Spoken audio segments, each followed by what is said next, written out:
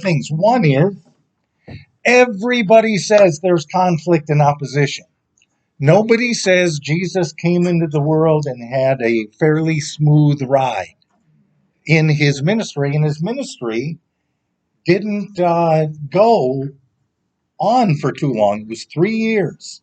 Jesus lives essentially 28 years from 1.5 or 2 to 30 in Nazareth. He grows up there. He lives his life. You don't hear about him. And then suddenly he's on the scene. He's come to the Jordan River to be baptized by John. The Spirit compels him into the wilderness. He faces a confrontation in the wilderness. He returns out of the wilderness, empowered in the Spirit, proclaiming the kingdom of God.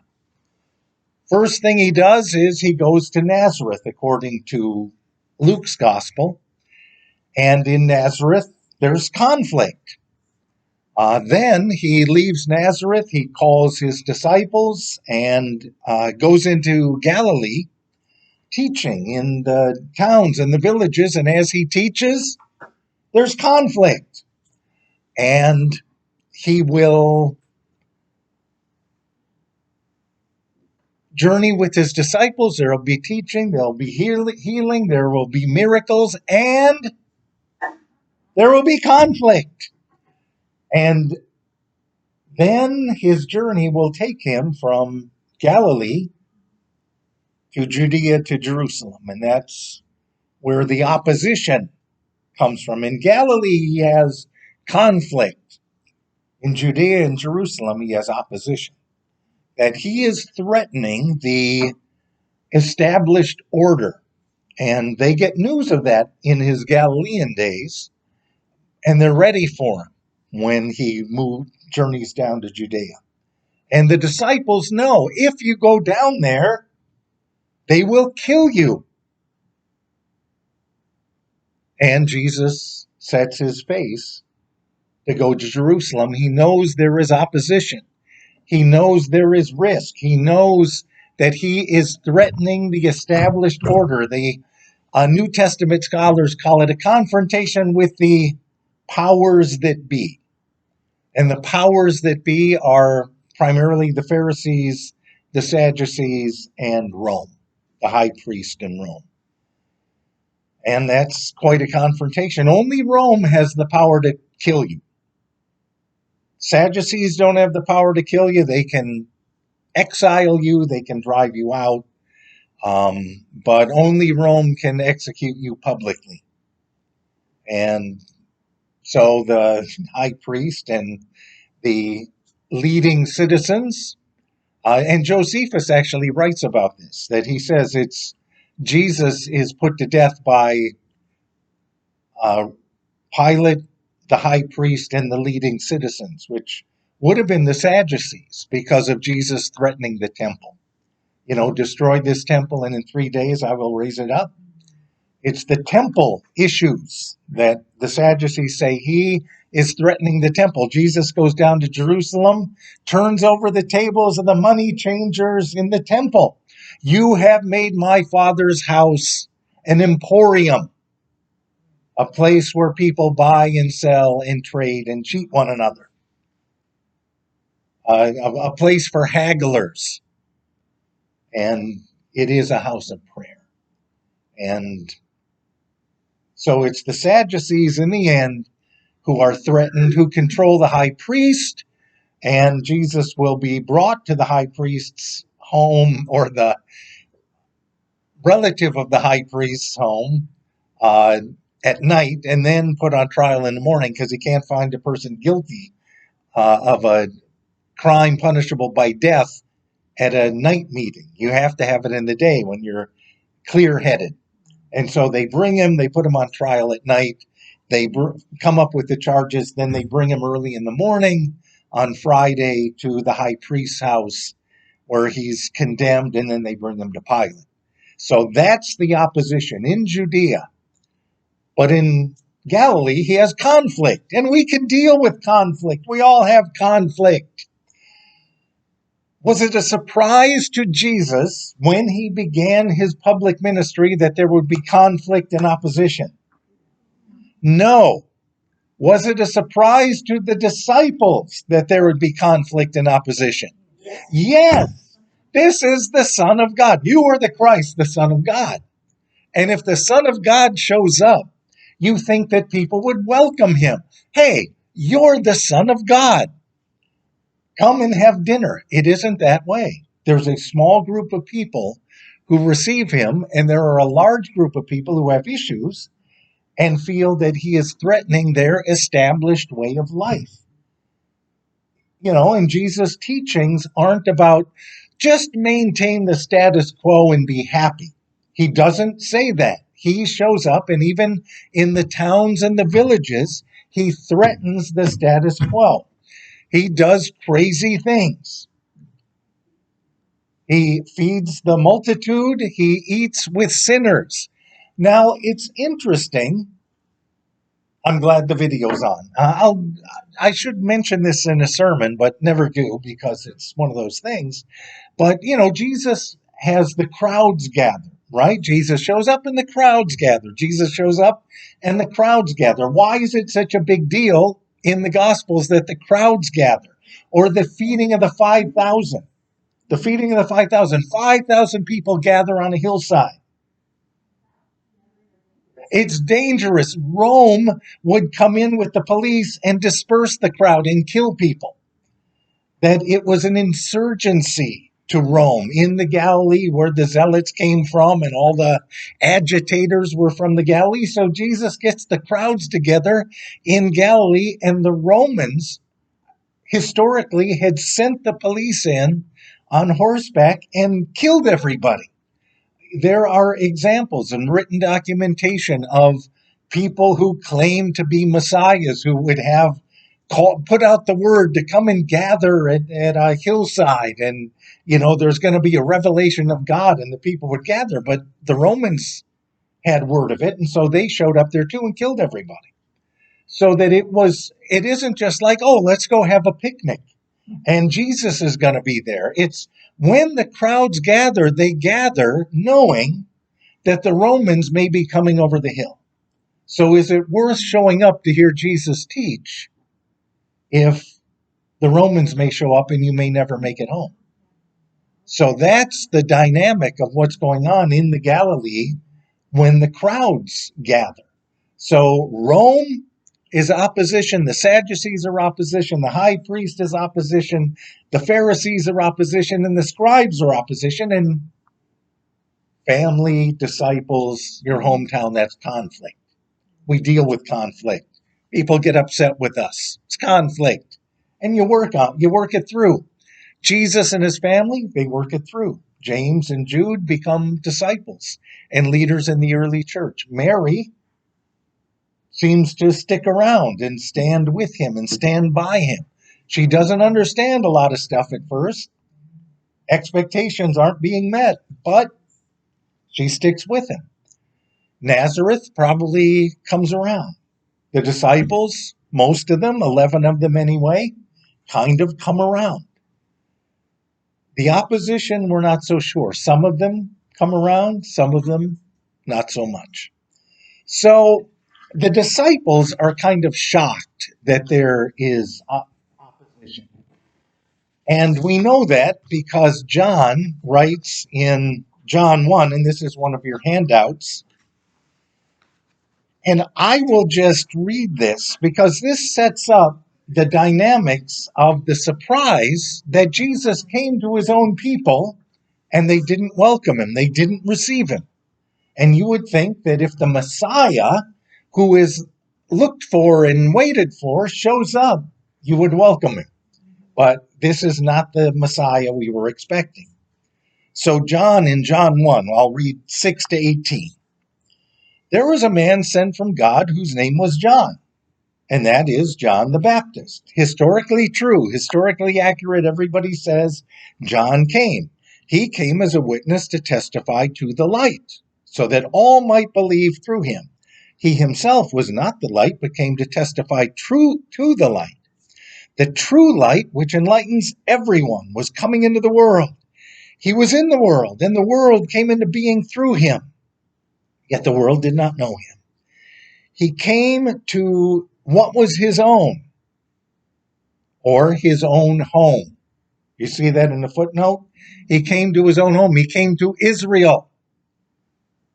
And how did they deal with him? And his own people did not accept him.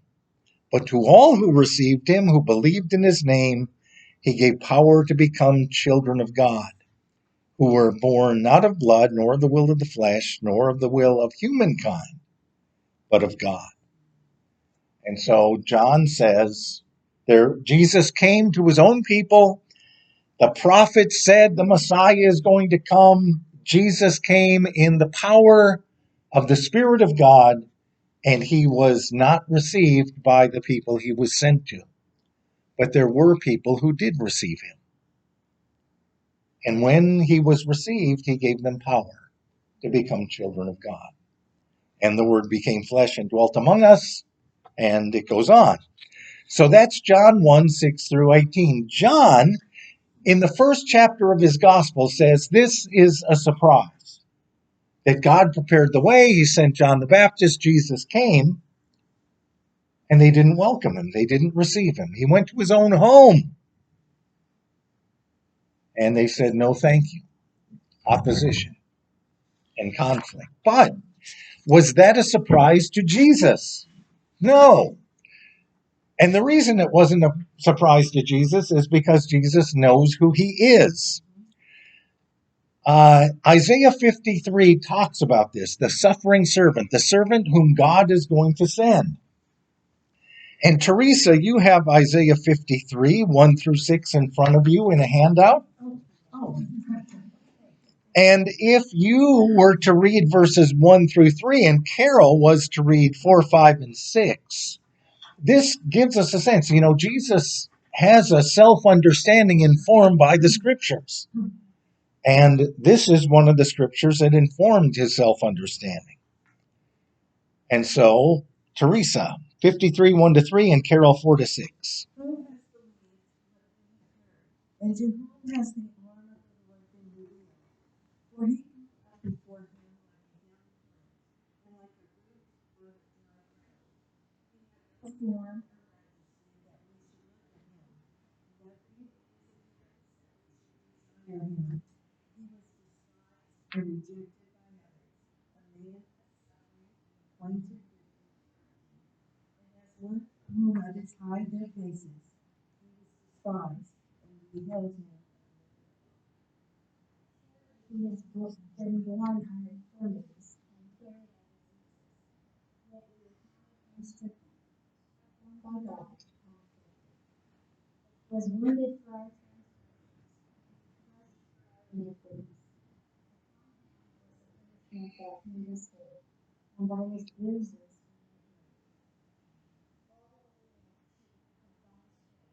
we have all turned to our own way, and the Lord has So Jesus is despised and rejected by others. He was despised and we held him of no account. Jesus grows up and is just another guy. And when he comes preaching, the people in Nazareth say, who is this? He's just another guy. We know him. He's nobody. And Jesus knew that. So that is the initial response. But later on it says, yet we accounted him stricken, struck down by God and afflicted. That means that we accounted him as an enemy of God. So who decided that Jesus is an enemy of God? The people, but Jesus becomes an enemy of God when the scribes, the Pharisees, the Sadducees, the high priest decide that he's an enemy of God. And he's an enemy of God for a number of reasons. And we're going to look at them when we see what the scribes identify about him and send home in their notes to the folks back in Judea, and how the Pharisees confront him and how the Sadducees confront him, that he becomes an enemy of God. And in the trial, they say, are you the Son of God? And in some cases, Jesus says, and you have said so, and you will see the Son of Man coming, seated at the right hand of power and coming with the clouds of heaven. And then the high priest tears his robes and says, "You've heard the blasphemy." And blasphemy is being an enemy of God. It's, speaking contrary to the will and the word of God. So Jesus knows in the promise of Scripture the conflict that awaits him and the opposition that awaits him. And given the opposition, he does it anyway. And that is part of the journey of faith, is to face opposition and to do it anyway. That in history, a lot of folks are called saints for standing up in front of opposition and going forward anyway. That, St. Lawrence in Rome is a good example when they, want the riches of the church. The Roman emperor wants the riches of the church, and Lawrence says, "Give me 3 days and I'll collect them and bring them to you." And they give him 3 days, and he goes out and he gathers up all the poor people, and he comes and brings them before the emperor, and he says, "Here are the riches of the church." And so the emperor is mad and decides that Lawrence needs to be put to death, so they're going to burn him. And they put him on a grate and they light a fire under him. And after a while, he says, "You can turn me over. I'm done on this side." And, has tremendous courage. And the people who gathered hear his tremendous courage. And, Lawrence is a saint, and he's the patron saint of cooks and comedians. Both. Yes, because he had the courage to face opposition and do it anyway, keep going. And Jesus is the one who embodied that and empowers us to do that. And so, not a surprise to Jesus that there would be conflict and opposition, but definitely a surprise to the disciples that, we know this guy. He is who he says he is, but to get the authorities to see that was a different matter. So we're going to take a look at a little conflict, not too much, nothing too rough, no real issues, just some stuff that comes up. And this is going to be in your own Bibles. So Laverne, you're going to begin in Mark chapter 3, verses 31 to 35.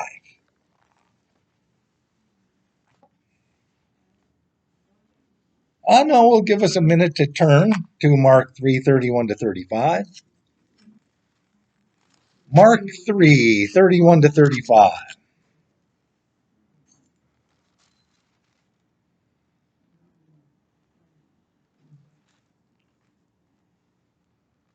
So Jesus is teaching in the home of someone in Galilee. So in verse 20, it says, Jesus entered a house, and again a crowd gathered, so that he and his disciples were not even able to eat. And when his family heard about this, they went to take charge of him, for they said he is out of his mind. And the teachers of the law, who came down from Jerusalem, said, he is possessed by Beelzebub. By the prince of demons, he is driving out demons. So this is the dynamic of what's going on. His family hears that he's out teaching, and they went to take charge of him, for they said he is out of his mind. And then they show up. And Laverne, read what happens when they show up.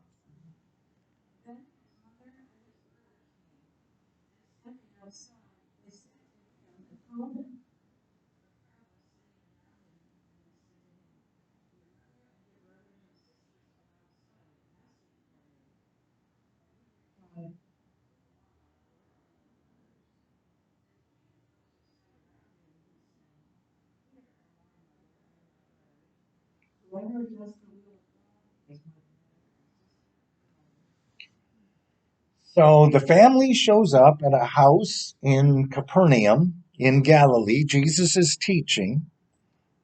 He's got some of the opponents in the crowd, but the family comes and there's some conflict between Jesus and the family.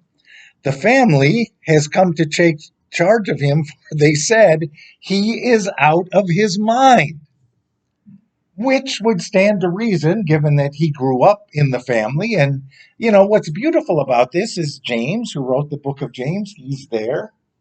Most likely, Jude, who wrote the book of Jude in the New Testament, he's there.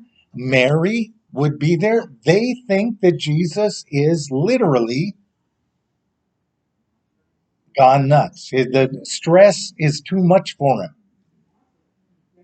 Exactly, embarrassing the family. Come home and get back to work and take care of us. And Jesus' response is to reinterpret what family is. That Jesus' commitment is to family, but family is not just the people who live in your own four walls. Family is the family of God. And so there's conflict in reinterpretation and hopefully deeper understanding. And Mary and James and Jude and Jesus' brothers and sisters do eventually come to that deeper understanding, but it's, pretty much a three-year journey. They probably think he's out of his mind. Well, James certainly thinks he's out of his mind until the resurrection, when Jesus appears to James in the resurrection.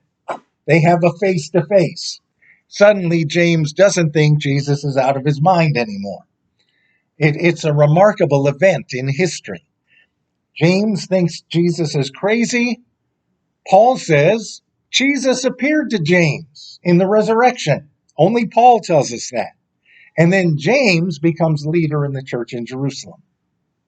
So James is, I don't want to have anything to do with this guy. I think he's crazy. Jesus is raised from the dead and appears to James. James says, Jesus is Lord. Let's follow him. I mean, that's an amazing arc. And it's from conflict to understanding. And that's the experience that we go through. This family goes through that. We're going to jump ahead to Luke chapter 4, verses 14 to 30. And Barbara's going to read this. And this is what happens when Jesus goes back to the community that helped raise him. It takes a village, right? It takes a village to raise a child. And it takes a village to raise Jesus. Luke 4, 14 to 30.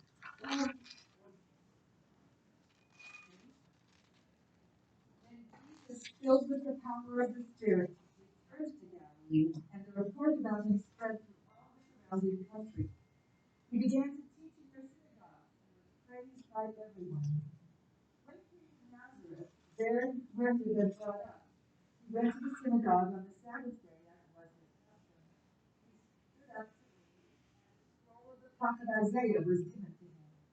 He unrolled the scroll and found the place where it is written, "The Spirit of the Lord is upon me, because he has anointed me to bring good news to the poor. He has sent me to proclaim release to the captives and recovery of sight to the blind, to let the oppressed go free, and proclaim the year of the Lord's favor." And he rolled up the scroll and gave it back to the attendant and sat down. The eyes of all in the synagogue were fixed on him. Then he began to say to them, "Today this scripture has been fulfilled in your hearing." All spoke well of him and were amazed at his gracious words that came from his mouth. They said, "This is not Joseph's son?" He said to them, "Doubtless you will quote to me this proverb, 'Daughter, heal yourself.' And you will say, 'Do here also in your hometown the things that we have heard you did in Capernaum.'" And he said, "Truly I tell you, no prophet is accepted in the prophet Israel. But the truth is, there are many widows in Israel in the time of Elijah, when the heaven was shut up 3 years and 6 months. There was a severe famine over all the land. Yet Elijah was sent to none of them, except to a widow at Zarephath in Sidon. There were also many lepers in Israel and none of them was cleansed except Syria. When they heard this, all the synagogue was filled with rage. They got up and drove out of the town, and led him to the brow of the hill on which their town was built, so that they might hurl him off the cliff. But he passed through the midst of them and went on his way. So Jesus goes to Nazareth, and they say, "What a remarkable young man." You know, he comes and he speaks in the synagogue and he reads the scriptures with power and clarity. And we're so proud of him. And then they think about it for a minute. And, this scripture is fulfilled in your hearing. Isn't this Joseph's son? What can he be talking about? Why don't you just come home and take care of us and be a hometown hero and get rid of these delusions of grandeur that are confusing you and disturbing your perspective. And so Jesus is greeted by a hometown that wants him to come back and just take care of us. Come home and take care of us. And Jesus responds by saying, essentially, I was sent to the widows, which is the poor, the people who have nothing. I was sent to the poor. And then he tells a story about a leper. I was sent to the sick, those who need healing. So that the community that I have come to care for are the poor and the sick. Or in the parables, it's the poor, the maimed, the blind, and the lame. That those are the ones who I have come to call together in community. That my community is bigger than my hometown. My community is for all those who need the power of God in their lives. And the question is, can you follow Jesus when there's nothing in it for you? That's the deal. The town is confronted with this challenge, really. If there's nothing in it for you, can you follow me? If I bring blessing into everyone else's life but yours, can you follow me? I mean, that's a hell of a place to be. I signed up for the, Jesus loves me, this I know journey. But sometimes the journey is, can you follow me when everyone else is being blessed and there's nothing in it for you? That is part of God's will. And there is a learning, you learn in seasons like that in ways that you can't learn when you're receiving the desires of your heart. And so it's a great opportunity that Nazareth has. Can you follow me when there's nothing in it for you, other than the relationship you have with me, other than knowing we're in this together? We've come this far together and we can go forward together. And you're going to see other people richly blessed. Is that enough? Well, it creates conflict. Because on that day, apparently the answer is no. And they bring him to the cliff and they're going to throw him over and kill him. But of course, Jesus in the power of God walks through the crowd. But that's conflict. Now, does Nazareth get over that? No. You think not? It's a question. We don't know. I suspect maybe. That the after the resurrection is kind of like with family. After the resurrection, lives are changed and the word comes to Nazareth. And I suspect, much like when Jonah brought the word to Nineveh, the people responded. And I suspect the hometown folks, many of them, opened their eyes and their hearts to the possibility of Jesus being exactly who he said he was. And so it's coming through the conflict. The conflict is there. And you come through it. And it's probably a 3-year journey to come through the conflict. Have you ever lived in conflict for 3 years? 4 years? 5 years? How long? How long, O Lord, the Psalms say. But we can come through it. And Jesus is the one who builds the bridge. So we have conflict with family and parents. We have hometown conflict. And then we have this wonderful story of Jesus and Peter in Mark 8:27-38. And Lori is going to read that. Mark 8:27-38. And this is Jesus and his disciples. Now they've been together a while.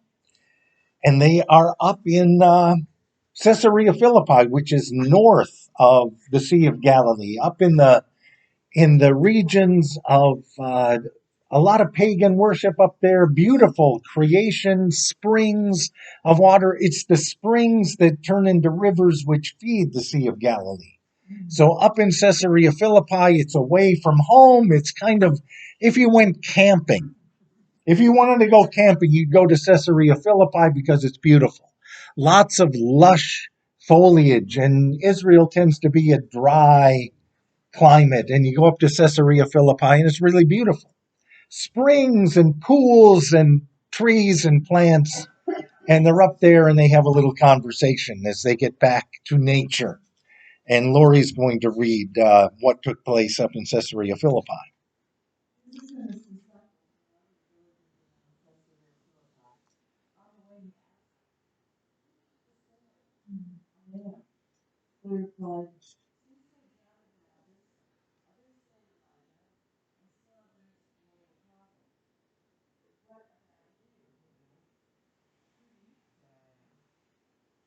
He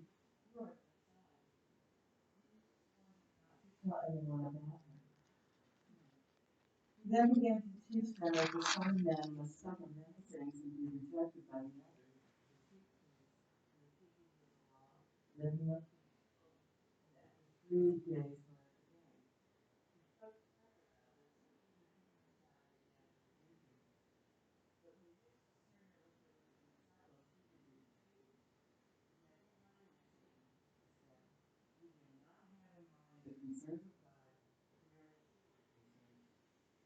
Then he called his crowd to him along with his disciples and said, whoever wants to be my disciple must deny himself and take up their cross and follow me.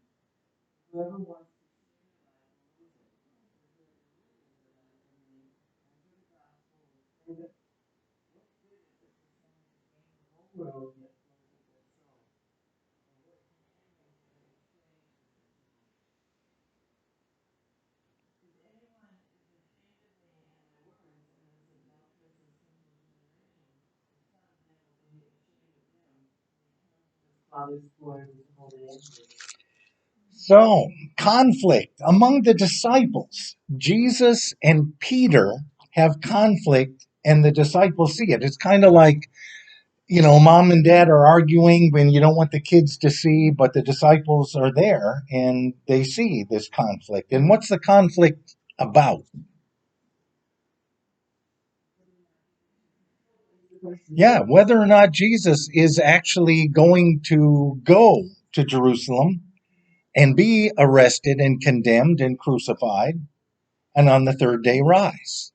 Is that really the path of the Messiah? And Peter says, no, let this not happen to you. And he rebukes Jesus. And I love how Mark puts this. But when Jesus turned around and looked at his disciples, he rebuked Peter. He says, they are seeing this challenge from Peter to the way that Jesus says the Messiah must go. And most people there is nobody who is anticipating a Messiah who's going to come and die. Nobody is anticipating that Messiah. And Jesus says, who do you say that I am? Peter says, you're the Christ, you're the Messiah. And yes, that's true. And this is the way I'm going. As we read in Isaiah 53, the suffering servant, that is the Messiah who has come. And Peter says, no, let it not happen to you. And they deal with the conflict. Now, does Peter immediately get over that perspective? No. Does this perspective continue with him throughout their journey to Jerusalem and even to the table of the Last Supper? And even after the Last Supper, when Peter stands up and says, they may all deny you, but I will never deny you.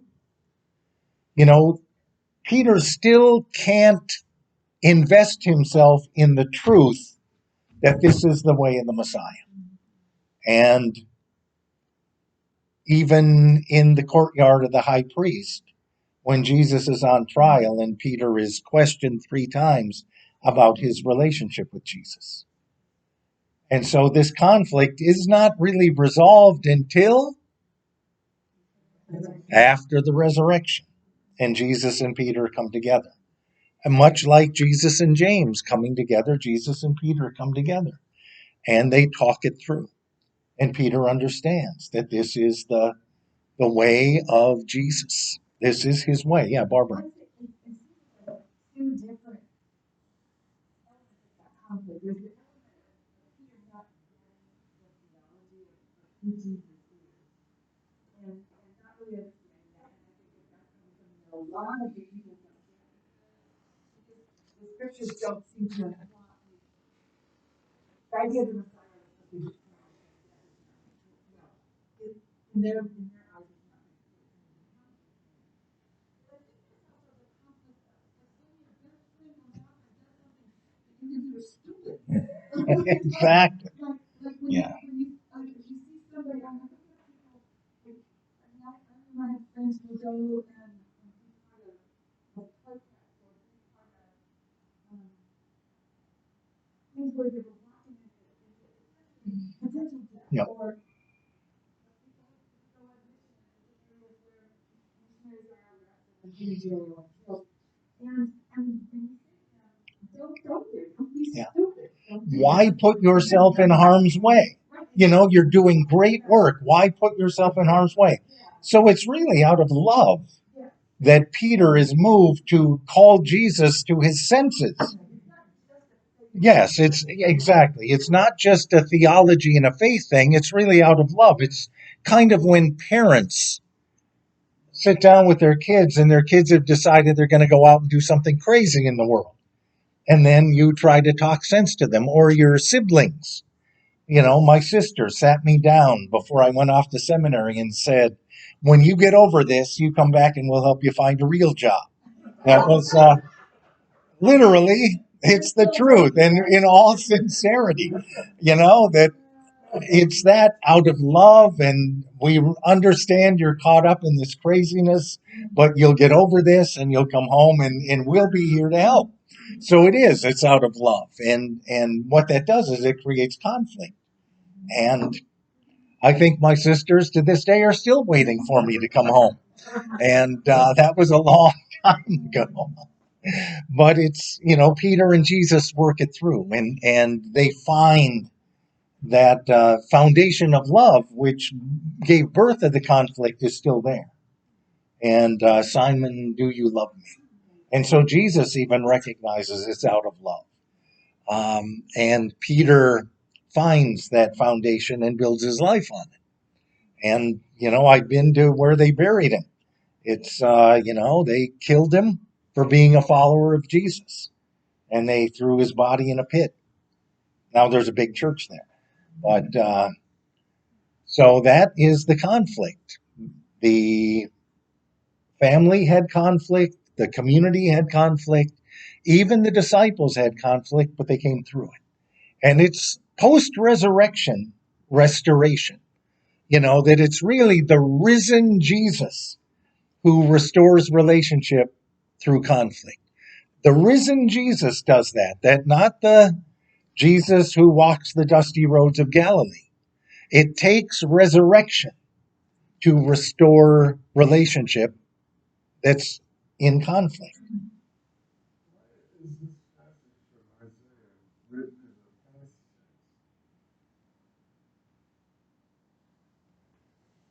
tense? Because it is the fulfillment of the promises of God to Israel.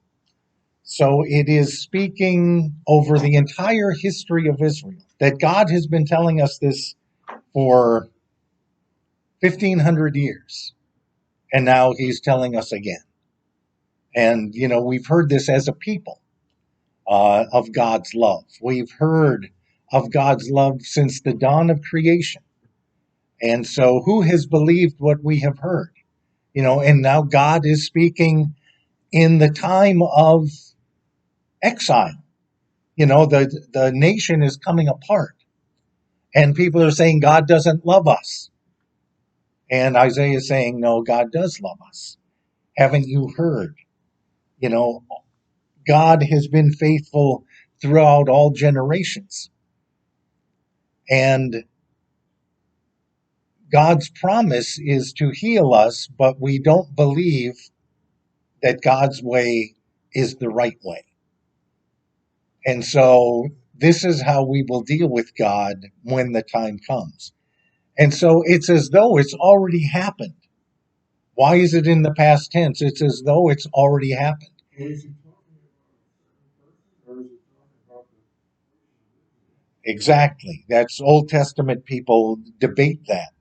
Is Israel the son? When Israel was a child, I loved him, Hosea says. So it's in the prophets that Israel is the son. The people of Israel are the son. And the servant is the son. A guy, a person. So, yeah. So that it's both of those things at work at the same time. So that's a really good question, a really perceptive question. The people of Israel and the Son of God, both are a part of this. The difference being that the people of Israel never, so far as the prophets are concerned, come to a point of faithfulness. And Paul argues that faithfulness. No one is faithful. We had the opportunity to be faithful, but we weren't faithful. No one is faithful, no, not one. But then the Son comes, who is faithful. And it's faithfulness that is the answer, the healing answer. It's faithfulness to God. And so that when Isaiah wrote this, it's both of those things. But by the time Jesus comes, it's become one of those things. So we've gone through conflict, but then opposition rears its ugly head. And opposition is happening early on. And we start in Mark chapter 2, early on, opposition. And Jerry is going to read in Mark 2, 1 through 17. And these are our friends, the scribes, who come. 2, 1 through 17. So Jesus is now in Galilee. He is in Capernaum. He's healed people. And he has gathered people together in a home in Capernaum, and the scribes are there. The scribes are there to see what's going on. There's been this healing, and word travels fast in the ancient world that from village to village and town to town, and word gets down to Jerusalem that there's this stuff going on up in Galilee.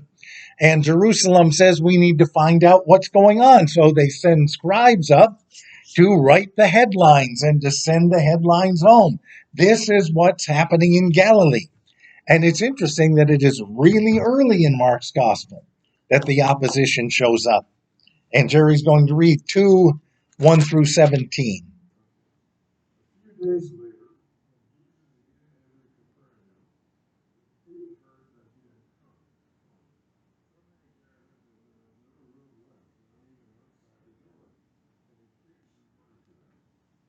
sometimes came bringing to him a paralytic, carrying a cord. As they took him into Jesus into the crowd, made an opening in the roof above Jesus, and leaning through it, Jesus saw their faith, and said to the paralytic, Son, your sins are forgiven. Some teachers of the law were sitting there thinking to themselves, why does this fellow talk like that? He is blaspheming. Who can forgive sins but God alone? Immediately Jesus knew in his spirit that this is what they were thinking in their hearts, and he said to them, why are you thinking these things? Which is easier to say to a paralytic, your sins are forgiven, or to say, get up, take your may know that the Son of Man has authority on earth to forgive sins. The paralytic, actually, get up, put your mat and go home. He got up, took his mat, and walked out in full view of them all. This amazed everyone, and they praised God, saying, "We have never seen anything like this." Yeah, read a little more.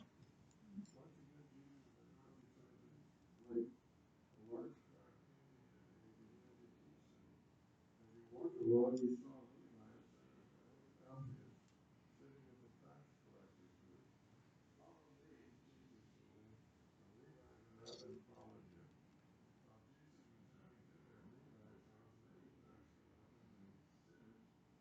Jesus was having dinner at Levi's house, many tax collectors and sinners were eating with him and his disciples, because there were many who followed him. When the teachers of the law, who were Pharisees, saw him eating with the sinners and tax collectors, they asked his disciples, "Why is he eating with tax collectors and sinners?" On hearing this, Jesus said to them, "It is not the healthy who need the doctor, but the sick. I have not come to call the righteous, but the sick." So we have two events. We have the healing of the paralytic, and we have eating with tax collectors and sinners. And the scribes of the Pharisees are there watching this. So the scribes of the Pharisees have hired them to go up and see what's going on. And what's wonderful is there is a little footnote in my Bible, thank goodness, that says, if I can read it, it's in really tiny print. Teachers of the law who were Pharisees. Not all the teachers of the law were Pharisees. Successors of the Hasidic pious Jews who joined forces with the Maccabees during the struggle for freedom against Syrian oppression. That was the Pharisees. In 166 to 142 BC, they first appear under the name Pharisees in 135 BC. Although some were godly, most of those who came into opposition with Jesus were confronting an understanding or a view of the law of God different than their own. So that they have an understanding of who can forgive sin. They have an understanding of what is the proper way to deal with sinners. Who can forgive sin? God. What's the proper way to deal with sinners? Separate yourself from them. You don't want to hang around with sinners because the sin is going to rub off. If you're righteous, you hang around with righteous people, and sinners hang around with sinners. Jesus does two things that the scribes of the Pharisees see, and they write home about them. One is Jesus stands up with the paralyzed man and says, "Your sins are forgiven." Now, the scribes of the Pharisees know well enough that this is not what human beings do. Human beings don't forgive sins. And Jesus knows what they're thinking and what they're going to write, what's going to be the lead on the 5 o'clock news that night. Crazy Galilean claims to be able to forgive sin. That's going to be the headline. And so Jesus turns to them and says, "I know what you're thinking in your hearts, but let me ask you, is it easier to say your sins are forgiven or take up your pallet and walk? But to show you that the Son of Man has the power to forgive sin." He says to the paralytic, "Arise, take up your pallet and go home." And the man gets up and walks through the crowd healed. So now what did the scribes write as the headline? Why? They probably write, "Crazy Galilean claims that he has the power to forgive sins on earth." But we know that only God has the power to forgive sins. Yeah, they don't realize he is God, and what they're doing is probably pointing out to the Pharisees who hired them that this guy is encroaching on your authority, that the only God forgives sin, and only we, the Pharisees, interpret the scriptures. And Jesus is showing that or claiming that he has come in the power of God. So the first headline is probably Crazy Galilean claims to have power to forgive sins. Only God has that power. So the opposition is already established. And then later, Jesus calls a tax collector to follow him. Another headline. Do good, righteous, pious Jews hang around with Roman tax collectors? No. No. If you were a Sadducee, you might have a little sympathy for the Roman tax collectors because they're only doing their job and they're working for the Romans and you work for the Romans. So you're kind of all in it together. But if you're a Pharisee, the Roman tax collector is an oppressor in your land. He's working for Rome and for the Sadducees and keeping them in power. And he's a sinner. He goes against the word of God. And so Jesus calls him to follow. And not only does Jesus call the sinner, Levi the tax collector, to be a follower, while Jesus was having dinner at Levi's house, many tax collectors and sinners were eating with him and his disciples, for there were many who followed him. And when the scribes of the Pharisees saw him eating with the sinners and tax collectors, they asked his disciples, "Why does he eat with tax collectors and sinners?" So what's the headline? Crazy Galilean prophet eats with tax collectors and sinners. And later on, they'll say he's a drunkard and a glutton, that this is who this Jesus is. Those are the headlines that are making their way down to Jerusalem and setting the stage for a confrontation between Jesus and the Pharisees. Who is this guy? Is he a prophet of God? Is he the Son of God? Does he have the power to forgive sin? Is it right that God sent him to the sinners because it's the sick who need a doctor, not those who are healthy? That's the first opposition, is with the scribes. They are writing the headlines. So the question is, if you're one of Jesus' disciples, are the headlines news or fake news? I mean, it really happened. What they're saying happened, but that's not all that happened. That's not all that happened. Jesus said he could forgive sin, but he shows that he has power to heal. So that we're not sure that the whole story is getting back to Jerusalem, but the headlines are getting back to Jerusalem, and that begins early. Chapter 2 in Mark's Gospel, the media is communicating back to Jerusalem that this guy is a pretender, that this guy is making claims about who he is in relation to God that are not consistent with what we believe, and that starts early. Then Jesus has a moment face to face with the Pharisees. So it's not just the scribes who are hired to go up and get the news, it's the Pharisees themselves. And this is in John chapter 9, verses 1 to 41. And it's just this experience, again, of the power of Jesus and how uncomfortable that makes people who are in power. If you have power and you claim to represent the power of God through the Word of God, and Jesus comes and does things that no one has ever seen done before, claiming he does it in the power of God, who has the power of God? So we are in John chapter 9, verses 1 to 41, and we're going to break this up into two halves. 9.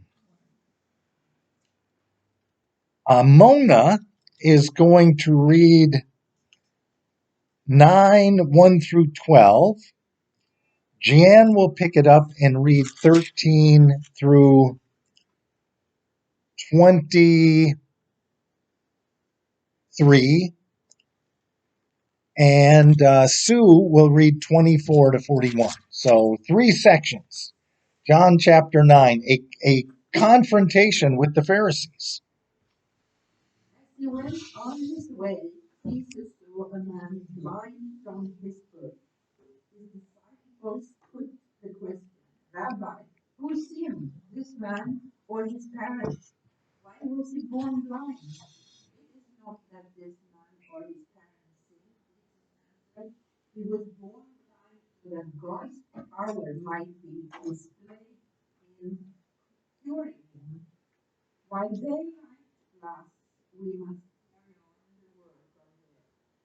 Who said to me, while I am in the world, I am the light of the world.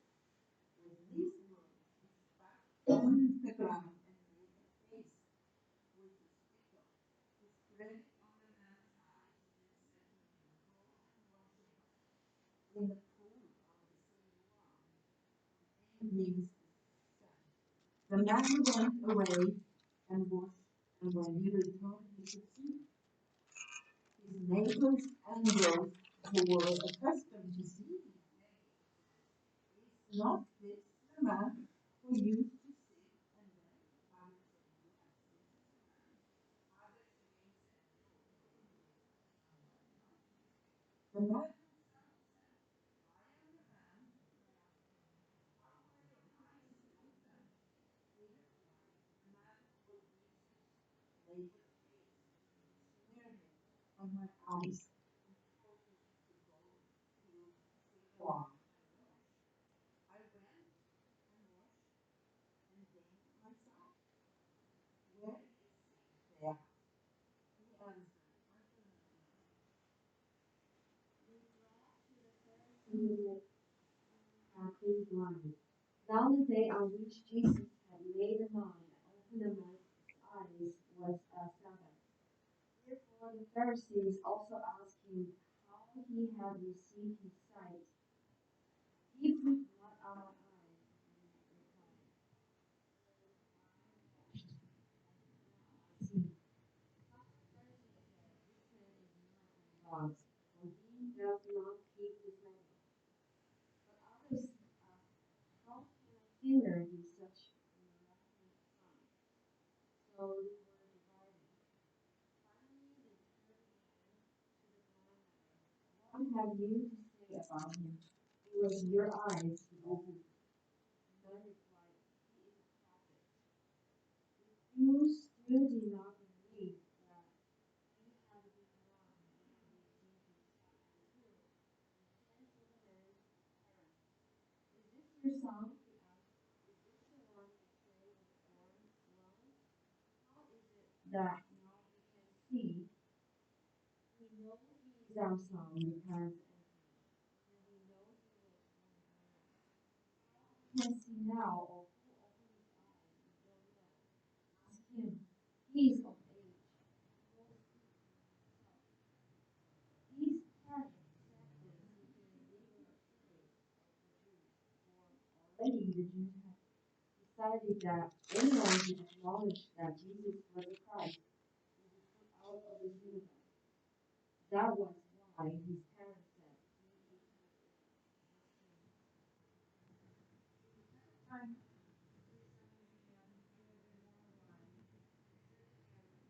God's glory.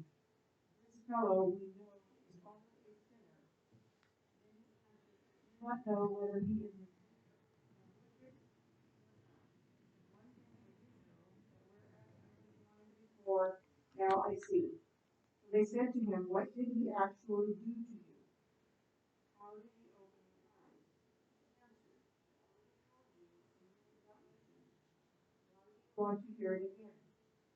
Can it be that you wish to become his disciples also? And they stormed at him and retorted, you are his disciple yourself, but we are the disciples of Moses. We know for certain that God spoke with Moses, but as for this fellow, we know nothing about where he hails from. Now, this is astonishing. Here a man has opened my eyes, and yet we do not know where he comes from. We know that God does not listen to sinners, and anyone is God fearing will whisper of him, because he will listen to him. Since the beginning,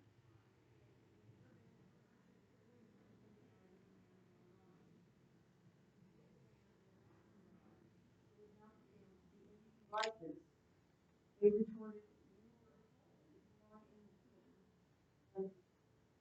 Do you presume to teach us?" So they cast him out. Jesus heard that they had put him out, and leaving him,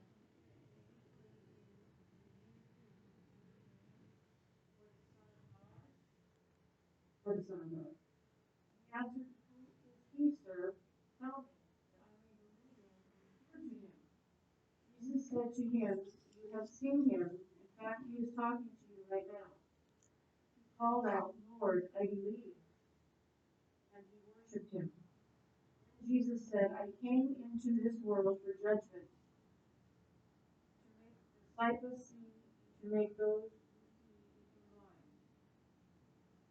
Some Pharisees who were near hearing his remarks said to him, "Are you also blind?"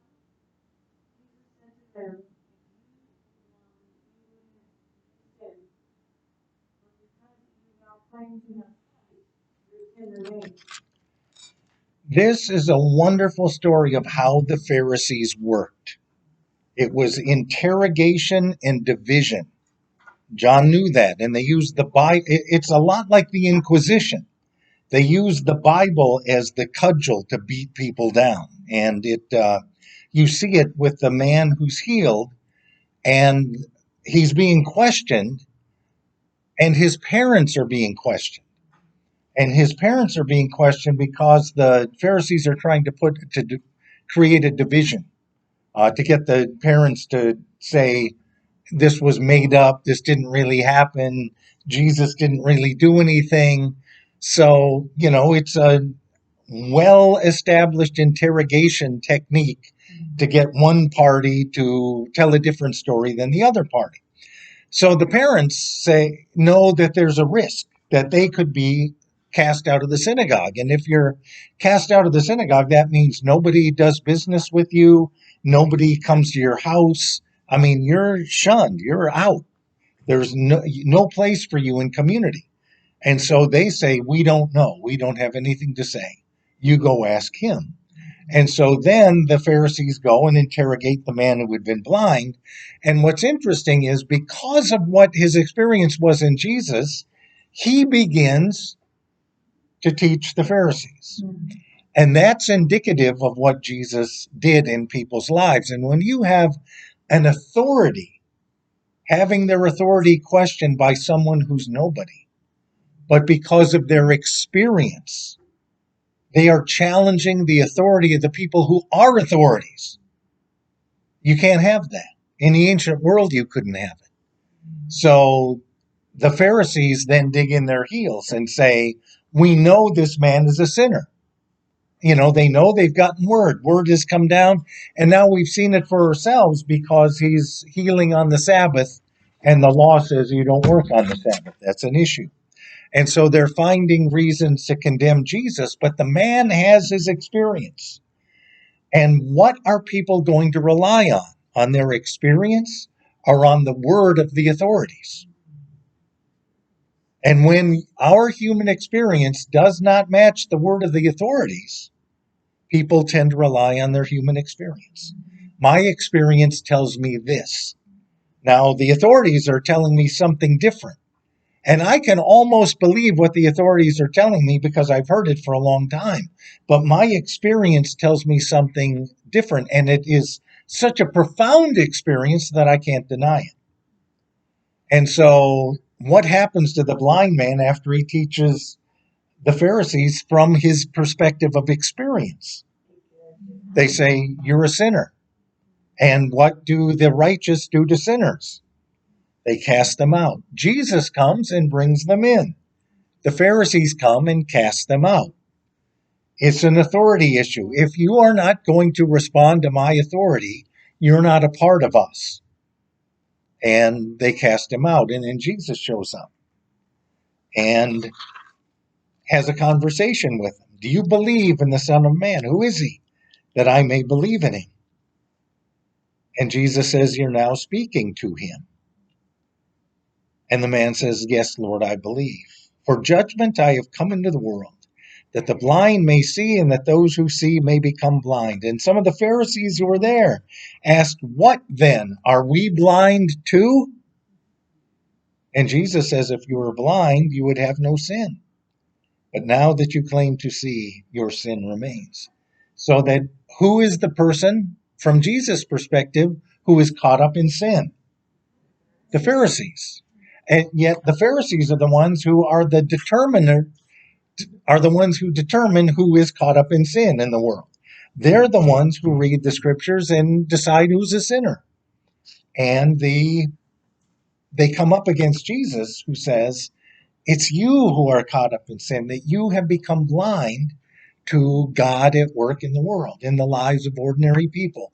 You are so distanced from the lives of ordinary people, and you are so stuck in a book that you've become blind to the work of God.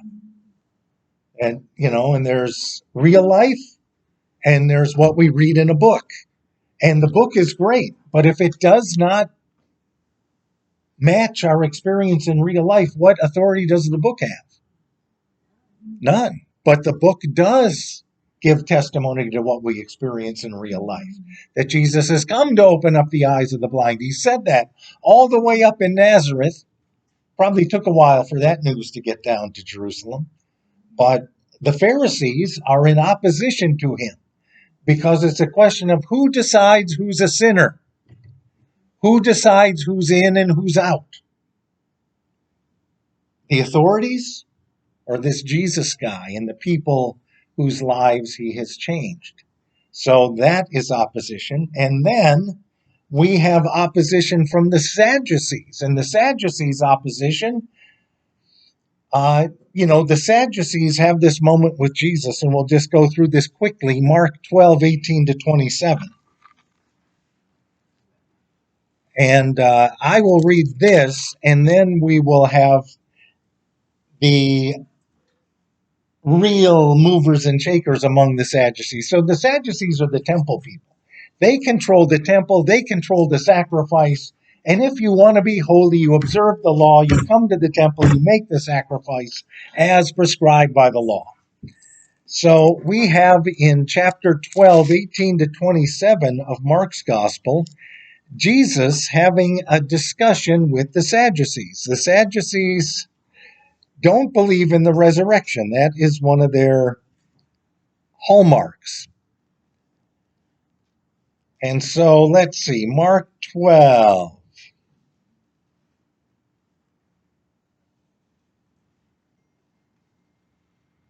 Oh, no wonder I can't find it. I'm in John. That didn't make any sense. So let's try the other Mark. Mark 12. There we go. This looks much more familiar.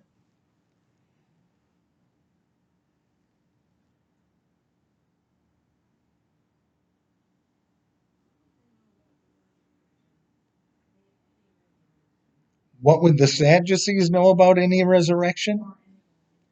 Well, the Pharisees believed in the resurrection of the righteous at the end. And the Sadducees said there is no resurrection from the dead because there's no testimony to the resurrection of the dead in the 5 books of Moses. The closest you get to it is Moses being buried on Mount Nebo, and nobody knows where he is. So they can't find his grave. So he's up there somewhere, but you don't know where. Only God knows where.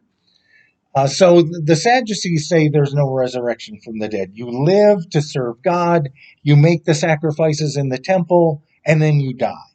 And your body returns to the earth, and your breath returns to the air, and that is your service. You serve God and you die, and God is happy, and if you're rich and well off in this world, you're doing pretty well too. Yeah, many Jews still believe that. That is temple Judaism. And the Sadducees were the well-off people, and, they're living well, and they don't believe in the resurrection. And they had, tests that they thought were kind of hilarious, that they would pose these questions to prove what they already believed. And so they come to Jesus, and the Sadducees, who say there's no resurrection, came to him with a question. Teacher, they said, Moses wrote for us that if a man's brother dies and leaves a wife but no children, the man must marry the widow and have children for his brother. Now there were 7 brothers. The first one married and died without having any children. The second one married the widow, but he also died, leaving no child. It was the same with the third. In fact, none of the 7 left any children. Last of all, the woman also died. At the resurrection, whose life will she be, since the 7 brothers were married to her? So that's the question. And what's the answer? Yeah, nobody. They're all dead, that they all died. That's the Sadducees' answer. That all the brothers did what was required of them according to the law.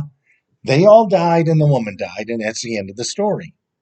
But that isn't the end of the story from Jesus' perspective. This is what he says. Are you not in error because you do not know the scriptures or the power of God? Now, this is Jesus, the guy who grew up in Nazareth from Galilee, and he's talking to a group of Sadducees who are wearing robes and gold and wealth and displaying their wealth, and they know. And Jesus says, you don't know the scriptures of the power of God. I mean, that's their life, is knowing the scriptures and the power of God. And Jesus says, you don't know. When the dead rise, they will neither marry nor be given in marriage. They will be like the angels in heaven. Now, about the dead rising, have you not read in the book of Moses? That's all they read. All they read was the Pentateuch, and they knew it backwards and forwards, and they memorized it. And Jesus says to them, you don't know what's right in front of your face. And you've read it 1,000 times, and you still don't get it. Have you not heard in the book of Moses, in the account of the burning bush, how God said to him, I am the God of Abraham, the God of Isaac, and the God of Jacob. He is not the God of the dead, but of the living, for all live to him. Now, what a response. That is a David and Goliath moment, where Jesus stands before this group of Sadducees who come out to test him and really to squash him publicly, to make him a laughingstock before the crowds that have gathered, because they are the experts. They're the experts in the Torah, and they're the experts in temple worship and what God is all about. And they come and they ask the resurrection question, and Jesus says, you don't even know what's right in front of your face. You have spent your entire life in this, and you don't get it. This is the truth of God. God is God of the living, not of the dead, for all live to him. And that includes Abraham, Isaac, Jacob, and all of God's children. And the Sadducees are shocked. And when this Jewish Galilean preacher shows up and starts proclaiming the resurrection of the dead, that is an issue. And then he goes to the temple and he says, destroy this temple and in 3 days I will raise it up. Speaking of the temple of his body and the resurrection, that resurrection life, that reality has now broken into this world. And if everything that your life is based on is against that, what future do you have? None. And the Sadducees can read the writing on the wall. And the Sadducees are priest temple people. And they are the group that supports the work of the high priest. And who does Jesus go to when he gets put on trial? The high priest. And Because so he was nominated by the Romans. yes, the Romans and the Sadducees came together and they picked the high priest. It's amazing that there are 3 names preserved in John's gospel regarding the trial of Jesus. 2 of them have to do with the high priest, Annas and Caiaphas, names we know, and the other one is the name from Rome. And who's that? Pontius Pilate. That In the end, the opposition comes down to the Sadducees, the high priest, and Rome.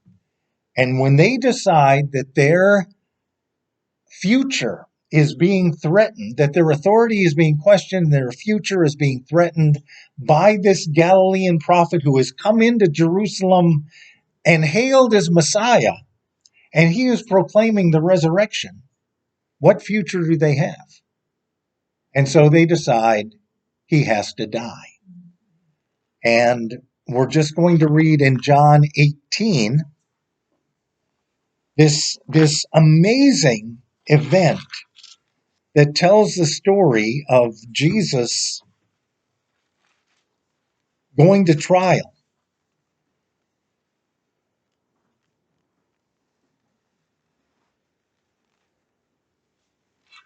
And we are with Lee, who, if you could read John 18, 1 to 11, and Sally, if you could read 12 through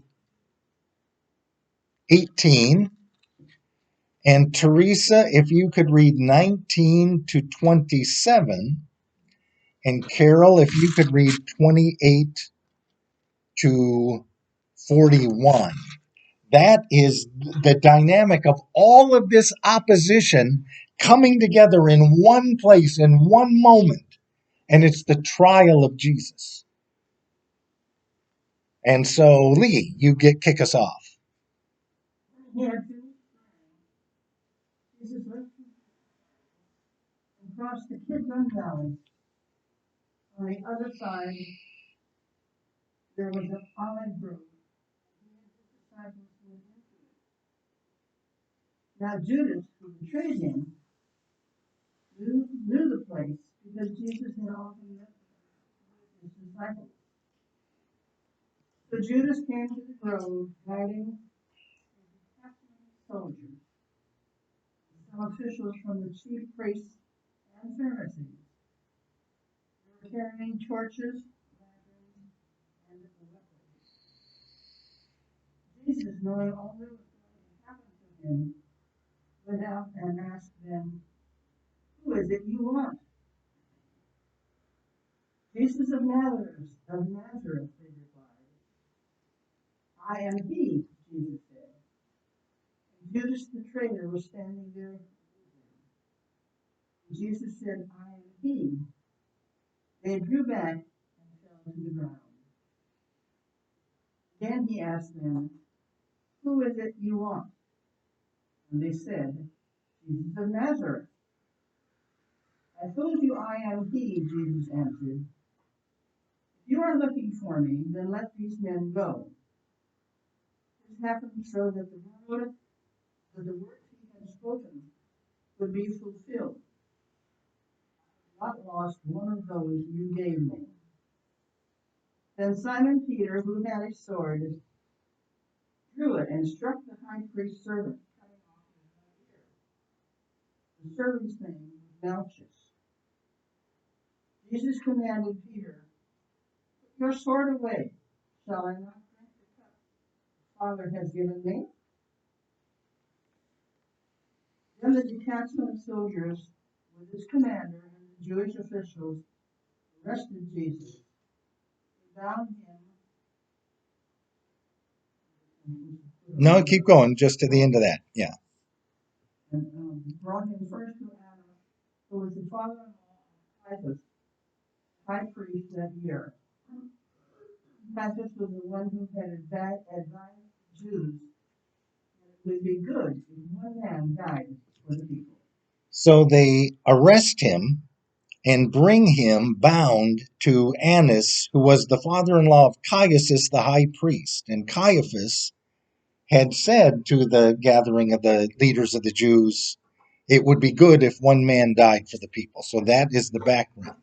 So we've got the Sadducees, we've got the high priest, and Jesus under arrest and going to trial, but also Peter is going to face a time of trial.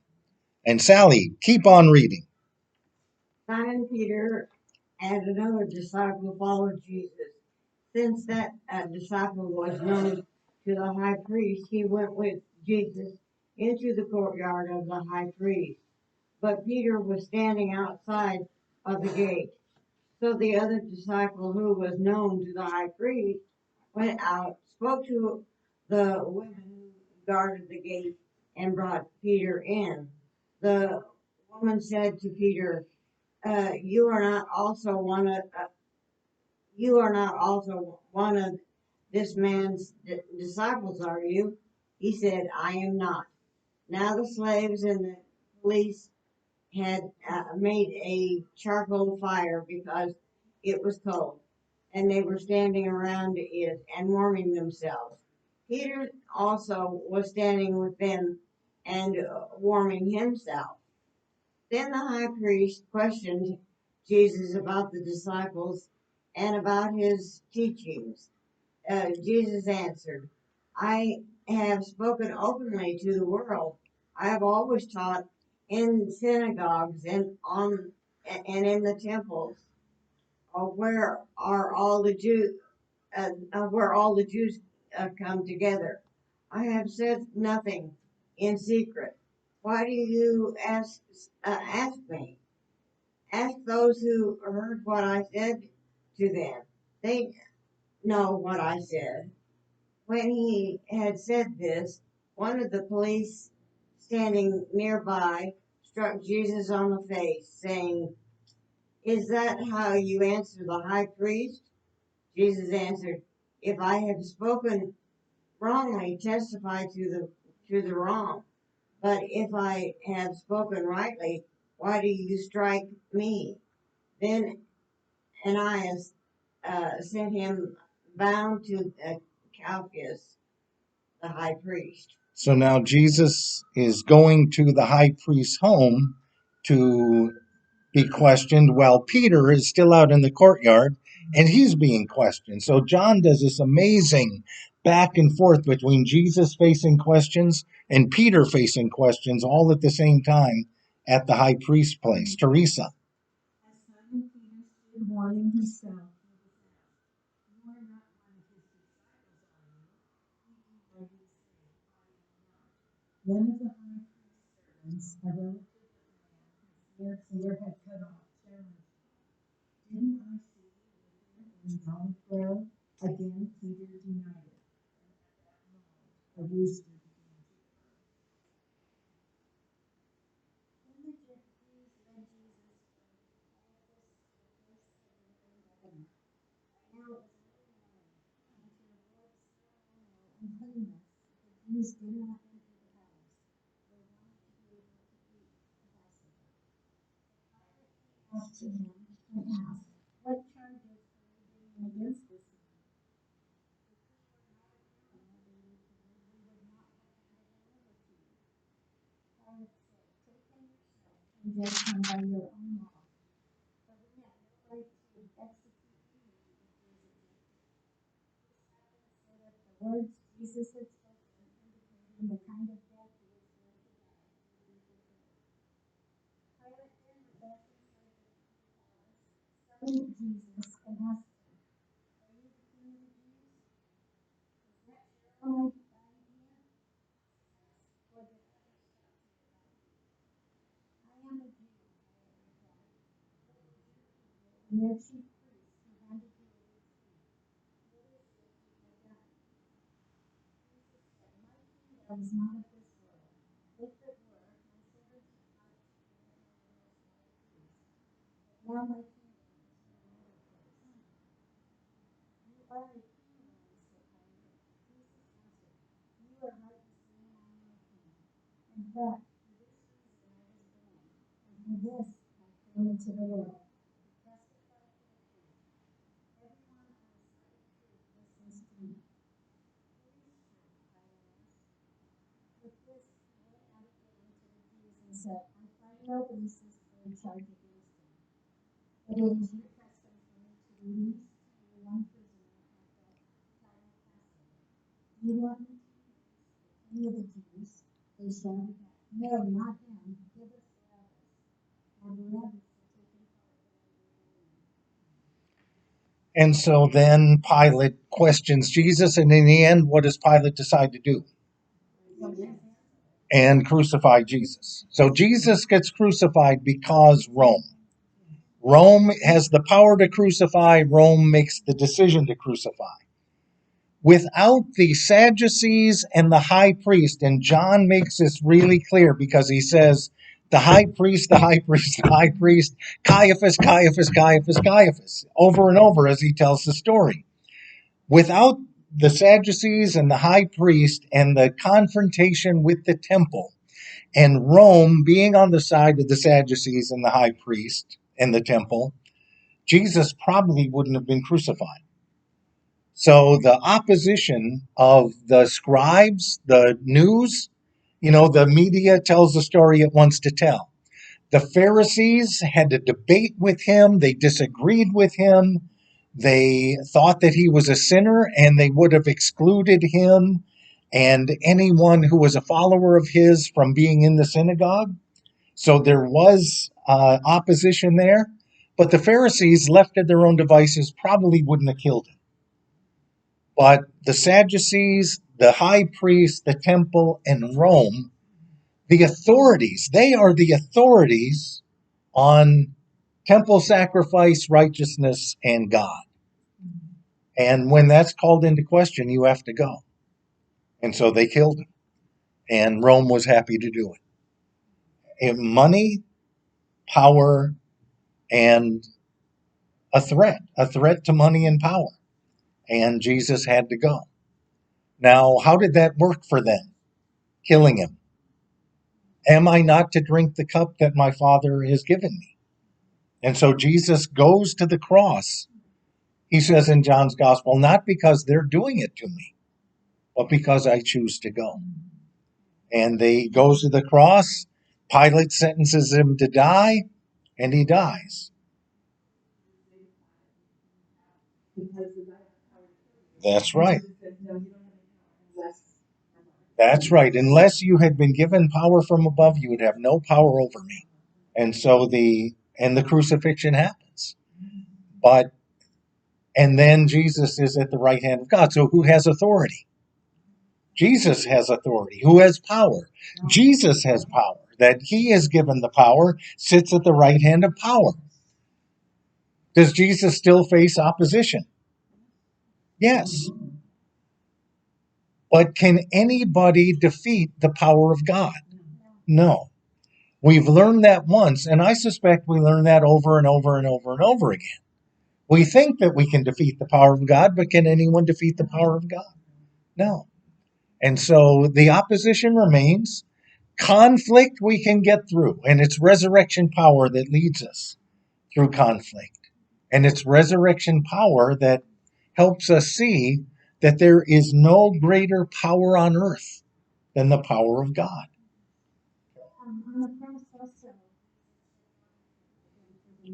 That's right. So Jesus doesn't fight the opposition. That's right. Jesus forgives. And so there is opposition in the world, and Jesus forgives. So next week, having faced conflict and opposition, and knowing that Jesus has won the victory, we look at emotions, joy and sorrow. Joy and sorrow. In Isaiah 53, a man of sorrows and acquainted with grief. And so we'll look at a little bit of sorrow. 3 stories of sorrow. Lazarus and Jesus. And if you have your pens, you can write this down. John 11:17-44. Jesus in Jerusalem. Luke 19:28-49. And Jesus in Gethsemane. Luke 22:38-46. 3 stories about sorrow, about tears. A man of sorrows. But is Jesus only a man of sorrows? No, he is the one who brought the joy of God. And so we have a joy story in Luke 10:12-24. Luke 10:12-24. A joy story. We have 2 kingdom parables that proclaim the purpose of our lives is joy. Luke 15, 1-10. And then we have Jesus in the upper room saying that the sorrow we have in this world will be transformed into the joy of God. And that's John 15, 1-17. So 3 sorrow stories and 3 joy stories next week when we come together. So we have seen the opposition, we have faced the opposition, and God has won the victory over the opposition and healed the brokenness of conflict.